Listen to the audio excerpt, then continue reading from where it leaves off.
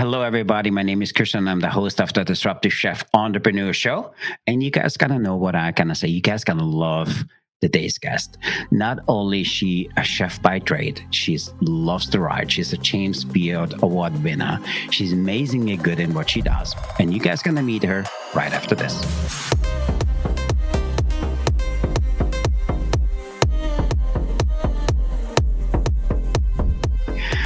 Hello again. My name is Christian. I'm the host of the Disruptive Chef Entrepreneur Show, and you guys gonna love today's guest. So our audience knows, we do a little ethical stalking. So what that means for you is, so we actually followed you for the last few months on social media, some of the things you said. And then we as a group get together and said, hey, this person we really need to have on the show. And there was a few things you said, and there's a few things you write about, which totally connected with us. And we're really excited to have that conversation with you. And to our listeners, if you guys have time, please stay to the end of the show. Make sure you like this episode or send it to somebody who can benefit from it, because I know you guys gonna love today's guest. So with that, I want to welcome Chef Kiki. How are you today? I'm well. How are you? Thank you for having me. So I really appreciate you coming onto the show. And before we start, give our audience a cliff notes. How did this whole thing start? I owned a food truck named Poi Dog in Philadelphia, and I turned it into a restaurant, closed the restaurant during COVID because of COVID, started a sauce company also called Poi Dog, and became a food writer, all during the pandemic. So, and I know our audience knows, for us, the pandemic changed everything. For us, also during the pandemic, we started our show. And for me, I still don't like the way I look. I still don't like the way I sound. But there's 100,000 people out there which follow us, and we really thankful for every single one of you. So, and again, if you haven't done so, make sure you guys like today's episode. Make sure you share with somebody who wants to do something totally different. And I know, and we had this conversation before we start, there's probably 50 or 60,000 of you guys which want to do something else, because you know deep down that you can share the audio and your audience or the market much better doing something totally different. And I'm really looking forward to today's conversation. So, Chef Kiki, how did this whole thing start? Why culinary? Why did you have a food truck? So give our audience a little bit of background. How did it all start? So I'm sorry, this is going to be a little bit of a long answer. I'm half from Hawaii and half from Hong Kong, and I grew up in two cultures that are very, very entrenched in food.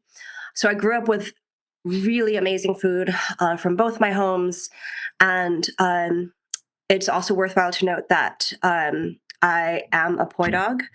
Poi Dog in Hawaiian Pidgin means mixed breed or mutt. So I went through most of my early life, coming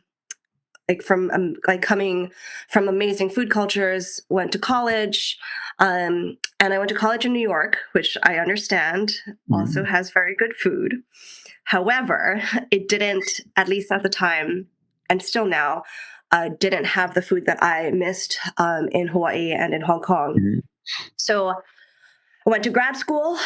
So I have degrees in comparative literature, Italian, and classics, Latin and Greek. And I was in grad school for a very long time, taught many, many, many undergraduates and a bunch of graduates as well, ancient Greek language, literature, and great books, writing. So I come from a writing and research background in that sense. And then I got very fed up with being in academia. At this point, I was living in Philly, and I longed for the food of Hawaii. I missed my family, but I was getting pretty entrenched in living in Philly, and I decided that I was going to leave grad school with 2 master's degrees, left 2 different PhD programs, and opened a food truck back in 2013 when food trucks were booming, and it was the era of food trucks in America. I didn't tell my family. Um, I let them sort of find out on their own. And it turned out to be, I mean, I made a good decision. Like the food truck turned out to be pretty successful. And then we opened a restaurant in 2017 that turned out to be pretty successful as well. But we were really reliant on special events, and the restaurant being packed, like especially at Mhm. lunchtime. And of course, all of that fizzled in 2020. So we closed both, and I started a sauce company by the same name, called Poi Dog. We love that. So help our audience understand a little bit about the sauce. What is the sauce all about? I know you have something you want to share with our audience where the product is going to be available in the summer of this year. So talk to us a little bit. How did you come up with the idea of bottling the sauce? Because I know there's 10, 15,000 of our listeners which know that they can serve the community in a larger way with some of their products. So how did that work for you? Oof. Okay, so I have a whole lecture on this, uh, that's like ready to go, and I've like consulted before on for other CPG brands. So it's three right now. It's a line of three different sauces. Hmm. There's a Poi Dog Huli, which is a pineapple-based barbecue sauce. There's guava katsu, which is a guava-based barbecue sauce, and there's chili pepper water. It all started with chili pepper water. This is like a classic Hawaii condiment. It's not too spicy, and it's more vinegary than anything else. It's super gingery, and I basically had to like so the way that I did it was I was pretty lucky because I don't just come from a now chef background, but I was teaching at Drexel. Hmm. They have a culinary program, and so I was working with food scientists, even though I'm not a food scientist. So with my colleagues, they taught me how to basically transform a recipe into a formula. And then I took that formula and approached co-packers, contacted so many co-packers, got told no by a lot of them because they asked, like, what are your volumes? And I'm like, oh, maybe, I don't know, like 10 gallons. And they're like, yeah, that's way too little. Hmm. But eventually, I found that so I had to make it myself, make all the sauces myself. Yeah. My husband is also a chef, and he had a restaurant. So the first batches of sauces were all made in his restaurant, because you do have to do this in a Mhm. licensed food facility. Um, but if you can do it on your own first, make it on your own just to like make sure that there's an established market for it. People are going to buy your sauce. You're not going to end up with Mhm. like a lot of product. So I basically had to like prove my concept, and prove that like I had retailers so that co-packers would take me. And now I work with three different co-packers, of varying sizes. I sort of like, um, wasn't easy. And working with co-packers, like you have to follow their like the rules for like shelf stability and also ingredients. So I'm not when I say ingredients, it's not like in terms of regulations. It's like a lot of co-packers will only work with vegan ingredients, for example. Mhm. Mhm. And that forced me to make my line of sauces all vegan and all gluten free, which originally they were not. Mhm. I listen. I love the story, and you make it sound so simple. So, if you don't mind, let's go a step back. It was Um, horrible. Don't do it. uh, so, our listeners know I work with a few different companies where we're trying to bring product into the US. The whole thing with the FDA and everything is difficult, and not only is it difficult, and then importing the product is a whole separate story. So, but where did you know? And so help us understand a little bit what went through in your mind where you were saying, you know what? There's three sources. I think if I bring them to market, they could change the way people view food. And not only the way they view food, I want to expand their taste panel. And I want to do so many things with that food. And you write about that experience a lot. So, and if our listeners have the time, you guys need to check her out. Her name is Kiki Aranita. And when you write about you always have that personal piece in there. So talk to us a little bit about it. Um, How and when did you know that, you know what, I want to do this sauces? Um, I mean, it started with just the chili pepper water because Mhm. this pretty much didn't exist on the mainland marketplace. Like you can buy it in Hawaii. There are companies that Mhm. make it in Hawaii, and a couple of small companies that make it. But it just like didn't exist, and I think it's something that goes on everything, and I think it's delicious. And people loved it in the restaurant.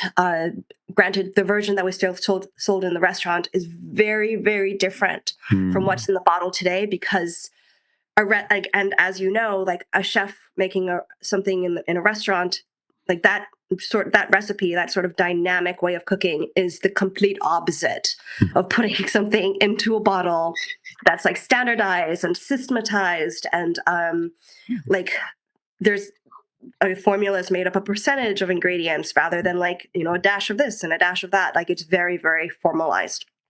um and I knew that I mean, I think chili pepper water is delicious, and I think my Mhm. other sauces are delicious as well. And as a chef in a restaurant, you think, oh, I want the people to eat the food exactly the way that I serve it, the way that I have Mhm. created it. But when you create sauces, all of a sudden you've created like a building block for somebody to like then be really creative with. You can't control the experience of the cooking anymore. And I'm like so fascinated by this idea. And I wanted to see how other people would use something that I made in this way. And people all over the country are now doing so. But like you mentioned, it is very personal. Mhm. Me. So, for example, the back of every single sauce bottle is palaka. This is a pattern that is incredibly resonant in Hawaii. It is the pattern that predates those loud Mhm. aloha shirts that you see. Palaka was the fabric that the plantation workers all wore um, on the sugarcane plantations in Hawaii, and my great grandparents and my grandparents all worked on plantations. They grew up on sugarcane plantations and they must have worn this fabric because everybody did. But Mhm. my grandmother also worked in the largest sugarcane plantation store on Oahu called the Arakawa store. And she worked in the sewing department. So she Mhm. would have sold this fabric to other plantation workers. And so this is like kind of an homage to that. Uh, for my chili pepper water, each batch, well, starting with we only have like one batch from this co-packer. The next batch will be named after somebody else, but the first batch was named after my sister, so it's called Noalani. And going forward, like all the batches will be named after women in my family. That's Um, awesome. yeah, so that's the story I like to tell a lot. I'm not sure if I've written about it, but I should. Yeah, that's a whole separate conversation. And I do feel you need to have a book. And our audience knows one of the companies we own is a publishing company, and we help people write books. So let's go back. So you knew you wanted to make those sauces, and you alluded a little bit to it earlier that working with co-packers is really difficult. Um, Mhm. what kind of kept you keeping on? What was or going through your head in the process? Because you said you got a ton of no's, and then people asking you of the pack size, and they said, "Oh, it's too small. We don't bother it on." Where did you know, or what was? Um, I'm not sure what to call it, but within you, which way you knew, hey, I need to keep doing this because I know it can change lives.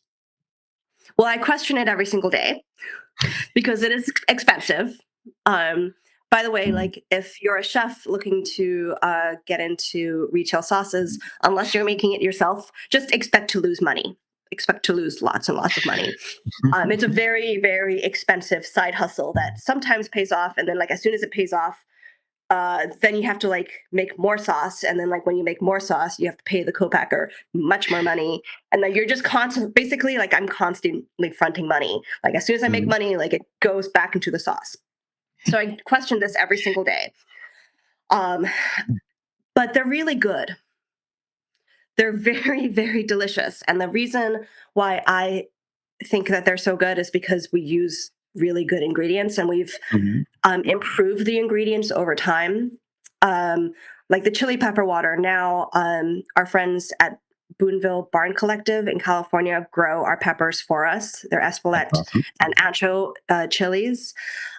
We started off like using local peppers, which are good, but those peppers are better.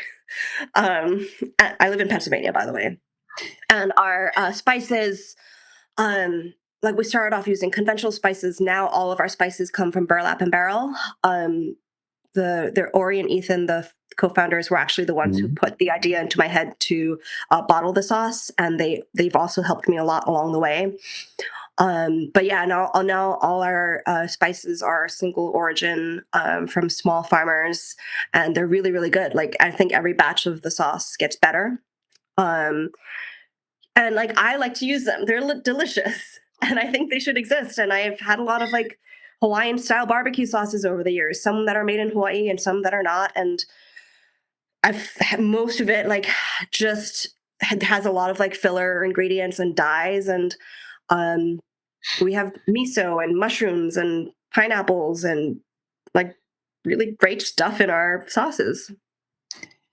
I absolutely love that. And so now looking backwards, when did you know that the popular beliefs as a chef, which were, hey, you here to serve food and keep doing this? When did you realize that that didn't coincide with what you wanted to do? Um, I'm sorry. Could you repeat that question? Like, yeah, sorry, I didn't fully You understand. know, if you look back, what was the moment in your career where you knew that the popular beliefs in our industry is, hey, you're a chef, you're gonna be a chef for the rest of your life, Oh, or yeah. hey, I'm here to serve people, I want to have them try my food. Where and when did you know that this didn't coincide with what you wanted to do? Honestly, it was like during the pandemic. Hmm. Like when you open a restaurant, pre-pandemic, if you opened a restaurant and then you closed the restaurant, I Yeah. feel like closures always felt like failures. Hmm. So like the idea was to like open a restaurant and just like stay open forever. And if Yep. you close, like you failed. And then during pandemic, like everybody started closing, and I'm like, wait, we can't all be like failures. It doesn't work like that. Um, and like that completely like changed my mind. I'm like, no, it's these are outside forces. Like this is like these closures like are being imposed on restaurants by outside forces, and I think they always were. We just didn't see them like all happen at one time, Yeah. and I think it really changed people's like I changed people's like notions and changed my own notions of what it meant to close a restaurant. I love that, and you're absolutely true. I think for us, I always owned a restaurant, and at one point we had six, so we have three currently. And for us, it was I love what you said about closing. For me, if there was one thing we learned in or during COVID, is how fragile the industry actually is. We opened up Mhm. one of our restaurants literally 3 weeks before we closed. Thank God we were in Florida, and Florida never closed 100%. So for me, it really showed on how um, I don't want to call it invaluable what are our services, but how much we were dependent on the industry, to do what we need to do. As people didn't go out, it was difficult to say, "Hey, what am I going to do with my restaurant?" Because a lot of people just closed because people didn't come to work and people didn't come and frequent you, and it really showed you how um, in tune the whole industry is with what's going on in the marketplace. And for me, that was one of the things where we started this show and where we started some other stuff where we said we need to help people or chefs to think differently, because there's one strong belief we have is that chefs by nature are amazing business people. They're good working with other people. They're very creative. And how can we get our audience to kind of think at that job a little bit differently? I love what you said about the sauce. You just knew that you wanted to have this in the marketplace, and I know there's 10,000 people probably listen to this, which say, "Oh my God, I wanted to do something like that." And I also what I love about the way you communicate and when you write for the publications you write. For me, I honestly encourage our listeners to follow you because you have that, you always bring that little personal piece in it. And for me, being a chef, I can relate to that. It makes totally sense to me. And Mhm. hopefully, our listeners today saying, hey, uh, what Kiki did, and she made her own sauces. I know I meant to serve not just my community, but the world differently by creating and bringing something to market. I find it absolutely fascinating. And I also love what you were talking about. It's super expensive, but you keep on keeping on. So that's absolutely amazing. So looking back, if you were given the opportunity to meet a younger you pre 2020, what would you tell that person? Oh my God. Like, so my biggest regret is I didn't start bottling the sauces until after I had Mhm. a restaurant. Like, I should have done, like, I mean, I had looked into it like years ago. And then like, I was just, it's a totally different world. It almost seems to have like nothing to do with cooking. Like, it's a Yeah. totally different lingo. Everybody uses like acronyms, and it's so far divorced from being a restaurant chef. And like, I think I looked into it briefly. I was just like, I have no idea what these people are talking about. I have no idea like how to even start. And running a restaurant and a food truck and a catering business, like, you're pulled in so many different directions Mhm. that like you just don't really have time for anything else. And so like that got like pushed off and pushed off and pushed off. Never happened. But if I had that product to sell in my restaurant, especially when it closed, and like our sales were like insane when we closed. Like people were ordering our t-shirts from like all around the world. Mhm. Um, and like it was like I wish I had had more products to sell in the restaurant and Yeah. at the food truck. I also I would have saved on labor, um, to like in I order like yeah.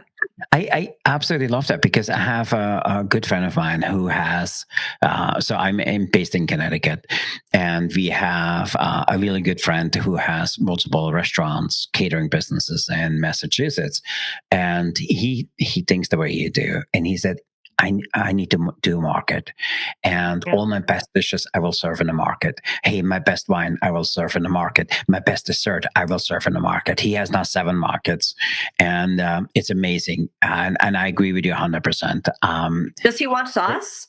Does he we want need to sauce? we We need to also do talk to food him about it. service. Okay. Uh, but I honestly believe every chef needs to have a side hustle Yeah. because I love what you just said. It's so true. As you start learning, with all of the different things which come at you, bottling your own sauce, making it, you said that the whole language is different.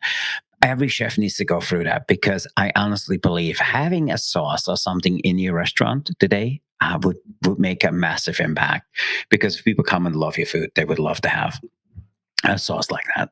So Yeah. for us, let us look a little bit behind the scene. So what is Kiki working on Kiki for the next 6 months? And what is Kiki working on her business for the next 6 months? So if you allow us, let us look a little bit behind the scenes and let us look behind the curtain.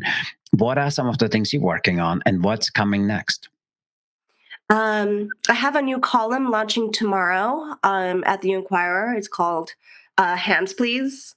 Hmm. Um, I thought it was cute because when you put the food in the window, and like I started in kitchens as like a food runner, so like Yeah. whenever I hear hands please, like even if I just like overhear like another chef saying hands please, I'm like, yes, I'm available. I will run the food. So it's like an ask a chef like questions. Like the first question that I deal with is like how to serve raw fish at home, how to store it. And the second one I'm dealing with is like why have egg prices gone up, but not the price of chicken when they're being, you know, brought up by bird flu. So like how does that work? So Yeah. basically like really digging into like the whys of food. And I have a column at San Pellegrino's Fine Dining Lovers where I've been a Mhm. contributor for 4 years now, I think. So the first one, so this is like my second column with them. It's called Trend to Table, where I look at an ingredient or something that, like a way that something has been that I've seen served in restaurants like all over the country, Mhm. and like dig into restaurant trends. So yeah, my two columns are like my two babies right now: Mhm. Hands Please and Trend to Table. I love that. And for me, as people kind of follow you, and I encourage our listeners to go out there and check out those two columns, you will find for me, I love the personal aspect you bring to all of that, and you refer a lot back to your industry. You also refer a lot back to collaboration, and you collaborated with a lot of different brands and chefs. What has been one of your most memorable partnerships? Ooh, um, there's so many. Yeah, I've done so many collaborations. Um, the one that comes to mind most recently is, the salad brand Chopped. Yeah, yeah. So they used my huli sauce for a huli chicken salad bowl, and it was so good. And that was only for a month, and I wish they would bring that back. But that was super exciting to like go into a Chopped location and just like see my face all over the place. That was really cool, and to see like them use the sauces, and yeah, that was. I, There have been many collaborations, but that one was awesome. and to our listeners, when you go out there, you guys got to ask for it. Say, hey, you guys need to bring this in, or you need to do this because of your background. So I absolutely love that. And let Oh, me there's ask. another one. Sorry. Go ahead. No, no, And please go ahead. there's also one that there's two that people can actually buy. One is a huli chicken jerky. It's our collaboration with Side Project Jerky. They make Hmm. like we went out to like the jerky manufacturer, and like they just like watching them like marinate the chicken in like such vast quantities, and then like put them into the huge ovens. And it's also like the most delicious jerky. And I also did a knife collaboration with Jeff Fetter. Yep. So there's a Poi Dog knife specifically designed to make poke out in the world, and they're both amazing. That is awesome. So, so you have the sauces currently in the market. Can you share with our audience a little bit if they're interested in the sauce? Where can they get them? You can get them on Amazon. Poi Dog Sauces. Hmm. You can also get them in pie form. There's a Good Day Gourmet is an Australian pie company that makes Hawaiian meat pie. I'm sorry. Once you get started me on collaborations, I'm like, and these are all the ways you can buy the sauces, but also you can buy them in pie form. So yeah, you can buy them in jerky form, pie form, and you can get the actual sauces on Amazon. They're in Whole Foods and all the Mid Atlantic stores. Hmm. Um, but yeah, poidogsauces.com, POIDOG sauces.com, and lots of specialty markets and in the dining halls at UPenn and Drexel. And if you run a dining hall, we do food service, 64-ounce jugs. Please email me. And to our listeners, honestly, if you want to see samples and we have more information about Kiki's company and what she does in the show notes, you guys got to check it out. It's hands down one of the best products. And for me, what I love about her is what you guys see here is who she really is and then how she brings products to market. So that's something we absolutely love about you. So, but before we pivot and we wanted to see if you wanted to play something with us, we call rapid fire question food service edition. But before we do this, help our audience to understand what is the best way to get a hold of you. How can they learn more about you? And what is a tip or trick you would impart with them if you meet them on the street today? So first of all, I have a website, kikiaranita.com, where all my writing lives. A lot of the writing also gets, so I do like a lot of behind the scenes videos of like the places that I visit in my life as a food writer and the stuff that I'm making as a chef on Instagram. KIKIARANITA is my Hmm. handle because it's my name. If you were to talk to me on the street, um, I don't know, like, do you want, uh, So if I meet you on the street, I was like, Kiki, I loved your last writing. I'm a chef. I meant to do something different. What would you tell me? um, try like I mean, how did you get into chefing? Like the way that, like unless you went to culinary school, it's like you probably walked into a restaurant and asked for a job. Mm. You can do that in any industry, it turns out. So like when I was trying to figure out what I wanted to do with my life, I took so many random jobs. I'm not in my 20s anymore, but I like if you are younger, go and get a job. Like go get lots of jobs and like just try everything out because you never know where you're going to end up, where you're going to land, and where you're going to use that past experience. I I worked in a coffee shop. I didn't like it, but I recommend doing that once in your life. Oh, I love that. I absolutely love that. So I want to say first off, thanks for the gift of your time. Thanks for being here and spending a hour with us. And I wanted to see if you are ready to play rapid fire question food service edition. Yes. So answer our listeners, which know this. So we will ask you 5 or 6 questions, and we want you to respond quick. And it's a simple response: yes or no, and why. So if you're up for it, let's play rapid fire question food service edition. So give me a number between 1 and 25. 17. 17. Oh, if you could drink soup from a champagne flute, would you? Yes or no, and why? Yes. Because my co-conspirator, she has been my editor and she has been my writer, and she is my friend, Margaret Ebi.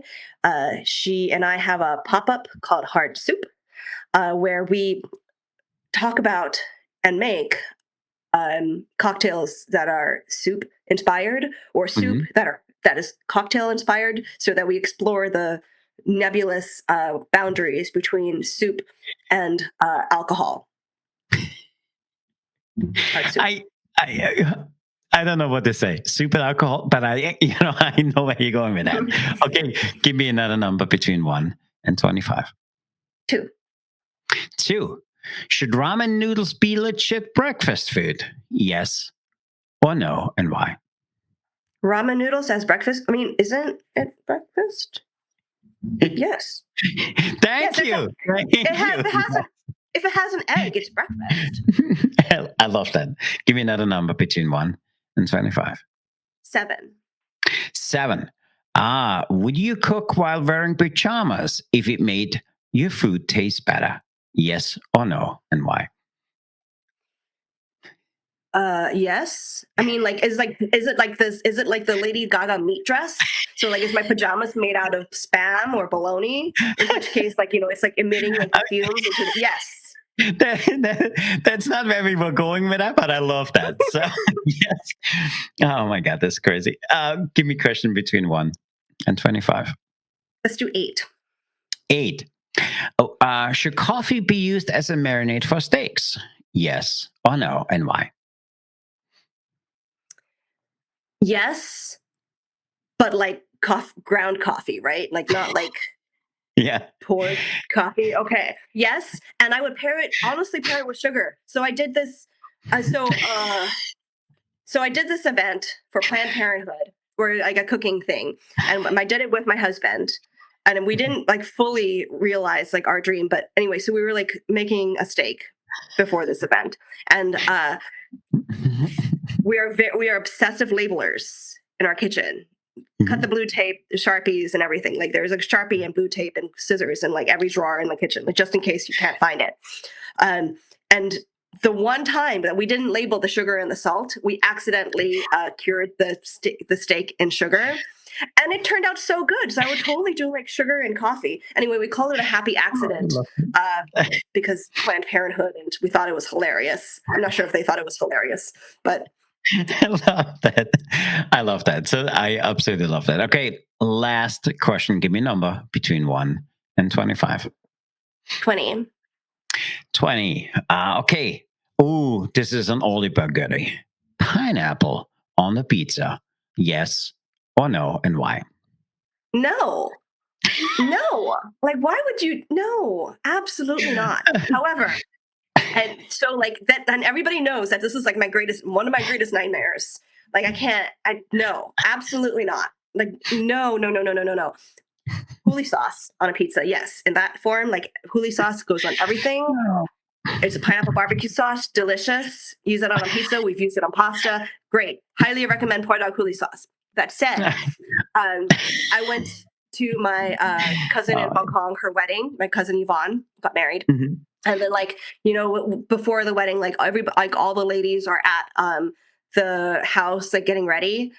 So I go to just to get my hair done, and like I show up, and they're like, "Oh, we ordered pizza. We ordered 5 pizzas." I'm like, "Okay, great. I will eat pizza." They ordered 5 pineapple and ham pizzas. I'm like, why would you do this? Like, why would you get 5? Like, get 1 cheese. Like, why would you get 5? They just wanted to make sure you're taken care of, and you have the Hawaiian background, so you must have pineapple on the It's pizza. horrible. And so I didn't eat, and I was very upset, and I left. And I'm like, and I did go to the wedding, but I didn't get my hair done. And to our listeners out there, if you love pineapple on the pizza, there's a whole movement to bring the pineapple back, but there's equally as big of a movement to keep it off. With that, I want to say thanks for playing rapid fire question food service edition. I absolutely love that. So, last question for you. If somebody is in the same shoes you were just before COVID, what would be your one single word of wisdom to them? In my shoes before COVID, I don't know, like, tell your own stories if you Mhm. can. A great piece of advice, by the way, is like, if and I like, as a young chef, this made, like, I didn't want to, like, bother writers. Um, and like, I got my name spelled wrong a few times. My birthplace, like, recorded wrong a few times, and I was like too scared to ask for a correction. Mhm. Don't be scared. Just Yeah. ask for a correction. I absolutely love that. And for me, I think that's really, really good advice because sometimes we get so caught up what do other people think. Nobody cares. So No. for you, if you want to do something amazing, you need to go for it. And with that, I want to say thanks for being here today. Thanks for being part of the Disruptive Chef Media. We absolutely love having you. So you need to promise us to come back. And we don't want your husband, we want you. So I know you guys are family of chefs. And to our listeners, if you haven't done so, make sure you like today's episode. You make sure you share it with somebody you know is in the position Kiki was in just before she started her own show. And if you have somebody who wants to start their own sauce, make sure you guys gonna reach out to her. She's very easy, accessible, and we absolutely love having you here. So with that, I want to say thank you. And to our audience, remember to disrupt your career, fire up your kitchen, stay hungry for change. I'm Christian, the Disruptive Chef Entrepreneur host. I'm here with Chef Kiki. We are out of here. So be the change, be the challenge, and be the chef who sets the world on fire. I really appreciate you being here today, Chef Kiki. Thanks. And to our listeners, make sure you like this episode, share it with somebody who can benefit from it. And please read the show notes. We're going to have 3 things in there. What Chef Kiki is talking about. Also, what we seen as the key takeaways from today's episode. So with that, before we go, final words of wisdom. What do you have for us, Chef Kiki? Um.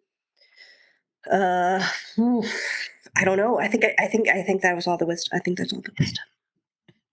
I think you did amazing. And for our audience, make sure you check her out. Make sure you follow her episodes and get your hands on some of the sauces. So with that, I want to say thanks for being here, everybody. Stay disruptive, and we see you at the next show. Thanks, everybody. Bye.